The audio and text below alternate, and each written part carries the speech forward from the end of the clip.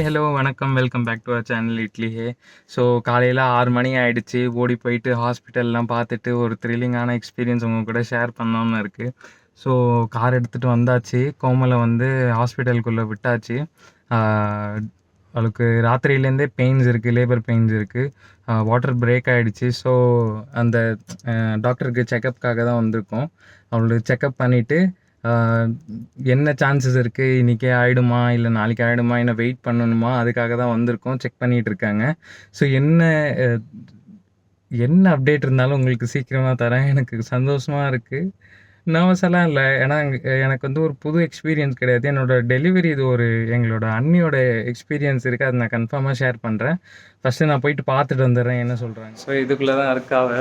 உள்ளே செக்கப் பண்ணியாச்சு. ஒரு 2 ஹவர்ஸ் சொல்லியிருக்காங்க, மேக்ஸிமம் 2 ஹவர்ஸு. 1 ஹவருக்குள்ளே பிறந்துடும், 7:30 கூட பிறந்துடும்னு சொல்கிறாங்க எஸ்டிமேட்டட் டைமு. ஸோ நான் வெயிட் பண்ணிகிட்ருக்கேன், எக்ஸைட்மெண்ட்டாக இருக்குது. ஸோ பிறந்தோடனே உங்களுக்கு அப்டேட் பண்ணேன். ஸோ ஃபைனலாக எல்லாமே முடிஞ்சிருச்சு, எல்லாமே சூப்பராகிடுச்சு. கோமலும் நல்லா இருக்கா, குழந்தையும் நல்லா இருக்குது. Yes yes yes it is a baby boy. So பாய்ன்ற அந்த சந்தோஷம் இல்லை, எனக்கு வந்து ஒரு பெரிய போராட்டமே இருந்தது. நான் வந்து பேபி கேர்ள்னு சொல்லிட்டு இருந்தேன். அவங்க ஒரு சத்தம் ஒன்று அழுதோடனே நான் சொன்னேன், இந்த மாதிரி பேபி கேர்ள் பிறந்துருச்சு, நீங்கள் எல்லோரும் எனக்கு பார்ட்டி கொடுக்கணும்னு சொல்லி ஒரு சண்டை போயிட்டு இருந்துச்சு வீட்டுக்குள்ளே. பார்த்தோன்னே டாக்டர் வந்து வெளியே வந்தோடனே பேபி பாய் பிறந்திருக்கு உங்களுக்கு அப்படின்னு. சரி, குழந்தை வந்து நல்லா இருக்குது, கோமலும் நல்லா இருக்கா, நம்மளுக்கு அதுதான் முக்கியம், வேறு எதுவும் இல்லை. ஸோ இப்போ நம்மளுக்கு வந்து ஒரு ஸ்பெஷலான ஒகேஷனில் வந்து எப்போவுமே தட்டும் ஸ்பூன் வச்சும் அதை அடிப்பாங்க. ஸோ அது அம்மா பண்ண போகிறாங்க. அது உங்களுக்கு நம்ம குழந்தை இருக்குது, கோமலில் இருக்கா பாருங்க. ராத்திரி பூரா யார்கிட்டையும் சொல்லாமல் போராடிட்டு இருந்தா. காலையில் தான் சொன்னான் என்கிட்ட வாட்டர் பிரேக் ஆகிடுச்சின்னு. அதுக்கப்புறம் தான் ஹாஸ்பிட்டல் செக் பண்ணிவிட்டு போயிட்டு வண்டியில் கூப்பிட்டு போய் ஜஸ்ட்டு 51 மினிட்ஸில் குழந்தை பிறந்திருக்கு. ஸோ ரொம்ப ஹாப்பியாக இருக்குது. எப்படி இருக்கோமல்? அவள் சந்தோஷமாக இருக்கா. அவளால் ரொம்ப ஸ்ட்ரெயின் பண்ண முடியாது. அடுத்தவங்க சரி ஓகே, நம்ம உங்களுக்கு ரிச்சுவல்ஸ் காட்டுவோம், என்னென்ன செய்வாங்க சாப்பிட்றதுக்கு, அதெல்லாம் காட்டுறோம் ஆஃப்டர் டெலிவரி. அம்மா அதை எடுத்துக்கிட்டாங்க. பிரான்ஸும் இதை எடுத்துப்பாங்க. பிரான்ஸ் இது தட்டை தான் வாசிப்பாங்க.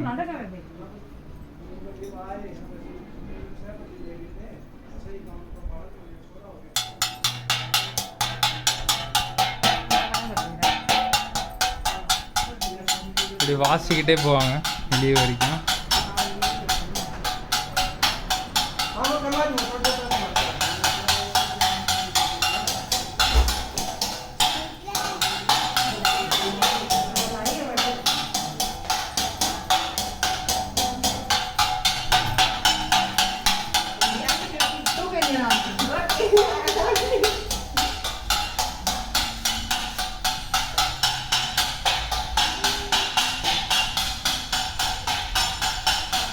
இப்படி வாசிட்டே கொண்டு போவாங்க, வெளியே வரைக்கும் அடிச்சுட்டு வருவாங்க.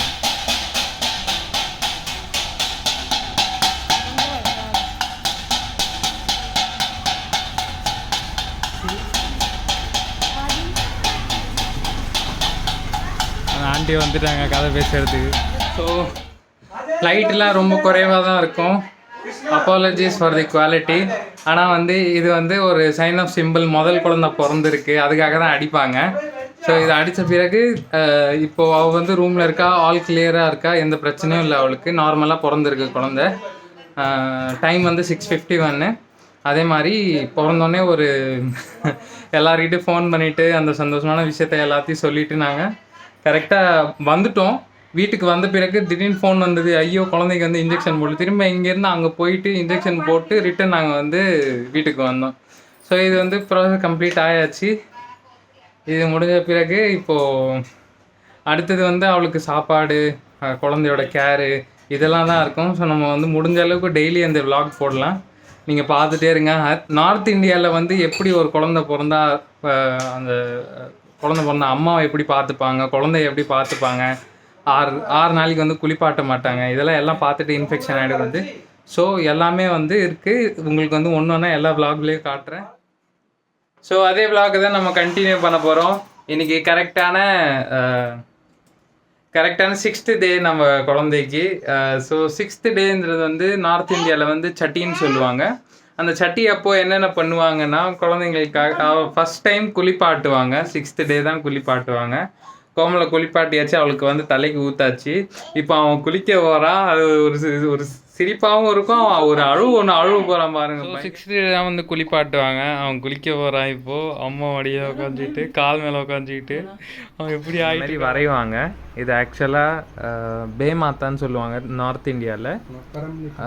அவங்க வந்து ஃபுல் வாழ்க்கை என்ன இருக்க போகுது குழந்தைய பற்றி அவங்க தான் எழுதிட்டு போவாங்க. As an Hindu ritual, as per Hindu ways அவங்க தான் வந்து நம்மளோட ஃபுல் வாழ்க்கையை எழுதிட்டு போவாங்க. ஸோ இது வந்து கவ்வோட டங் வச்சுட்டு வரைவாங்க. ஆமாம், ஏற்கனவே ஒன்று வரைஞ்சிருக்காங்க, அது காட்டுறவங்களுக்கு. ஸோ நம்மளோட அண்ணனோட பையன் பிறந்தான்ல, அப்போது இந்தமாரி வரைஞ்சாங்க அம்மா. இதே மாதிரி இப்போ இங்கே வரைஞ்சிட்டு இருக்காங்க.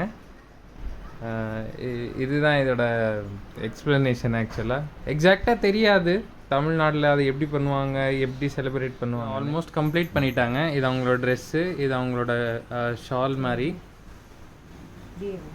ஸோ அதை கட் பண்ணி ரெடி பண்ணி அழகாக அதை பண்ண போகிறாங்க. அதே மாதிரி இது ஏன் கவுடங்கில் செய்கிறாங்கன்னா, கவுடங்கு வந்து நம்ம ஃப்ரெஷ்ஷு, அது வந்து நிறைய டிசீஸ்லேருந்து காப்பாற்றோம் அப்படின்னு நம்புவாங்க நம்மளோட ஹிந்து வேஜ்ஸில். ஸோ அதனால் வந்து சுற்றி பாக்டீரியாஸ் இருக்குது, இல்லை ஏரில் வந்து ஏர்பவுண்ட் டிசீஸ் இருக்குன்னா அது வந்து அதை ஃபைட் பண்ணி நம்ம குழந்தைகிட்ட வரக்கூடாதுன்ற மாதிரி நம்புவாங்க. ஸோ அதனாலையும் செய்வாங்க இது. அதே மாதிரி அவங்க வந்து அவனோட வாழ்க்கையை பற்றி எழுதிட்டு போவாங்கன்னு நம்புவாங்க. So this has been an ritual which has been followed around எக்ஸாக்டாக இயர்ஸ் சொல்ல முடியாது, ரொம்ப வருஷமாக நடந்து வந்துட்டுருக்கு. நார்த் இந்தியாவில் இதுதான் நம்புவாங்க. ஸோ இதுதான் பண்ணுவாங்க ஆக்சுவலாக. அதே மாதிரி உங்களுக்கு கைக்கு பேங்கிள்ஸ் அதெல்லாம் போடுவாங்க. ஸோ இது டோட்டலாக கம்ப்ளீட் பண்ணி அதுக்கப்புறம் காட்டுறேன். இப்போது இது வந்து அவங்களோட பேங்கிள்ஸு, இது வந்து அவங்களோட இது கொலுசு. அதே மாதிரி நடுவில் மிரர் மாதிரி வைப்பாங்க. ஸோ அம்மா வந்து மிரருக்கு பதிலாக ரீப்ளேஸ்மெண்ட்டு காயின் வச்சுருக்காங்க. ஸோ இது எல்லாம் ரெடி ஆகிடுச்சு. இப்போ குட்டியை வந்து ரெடி பண்ண போகிறாங்க. குட்டியை வந்து இன்னைக்கு 6th டே தான் வந்து நம்மளுக்கு கொண்டாடுவாங்க. 6th டே தான் குளிப்பாட்டுவாங்க. அதே மாதிரி இப்போ 6th டே வந்து அவனை குளிப்பாட்டிட்டு அழுவே இல்லை. எனக்கு அதுதான் வந்து ரொம்ப பெருசாக எப்படி ஒரு பெரிய இதுவாக இருந்தது. என்னடா எல்லா குழந்தைங்க அழுவாங்க, நீ அழுவாமல் இருக்க அப்படின்னு சொல்லி. சரி, அவனை குளிப்பாட்டிட்டு அவனுக்கு ஃபஸ்ட் டைம் ட்ரெஸ் பண்ணி விட்டாங்க. சாயங்காலம் வந்து இப்போ அவனுக்கு வந்து புது துணி வாங்கிட்டு வந்தாங்க. அந்த புது துணி போட போகிறாங்க. அதே மாதிரி அவனுக்கு வந்து கிஃப்ட்ஸு கொடுப்பாங்க. ஸோ இப்போ வந்து சாந்து பாட்டடின்னு சொல்லுவாங்க. அவனுக்கு வந்து கழுத்தில் வந்து நம்ம எப்படி அண்ணா கயிறு கட்டுவோம்ல, அதே மாதிரி கயிறு நிறைய இருக்குது. இதில் வந்து இது 3 இருக்குது, சன் இருக்குது, அதே மாதிரி சீத்லா மாதாவோட காயின் இருக்குது. ஸோ இப்போ வந்து ஃபைனல் மொமெண்ட். இப்படி வந்து ரெடி பண்ணுவாங்க கண்ணுக்கு போடுறதுக்கு. இப்படி கண்ணில் வைப்பாங்க, அவனோட ஐப்ரோஸ் செய்வாங்க.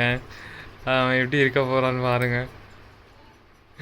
எப்படி இருக்க போகிறான்னு மொத்தமாக உங்களுக்கு தெரியாது, அதுக்குள்ளே காட்ட மாட்டாங்க என் குழந்தைய. வைக்க போகிறாங்க அம்மா.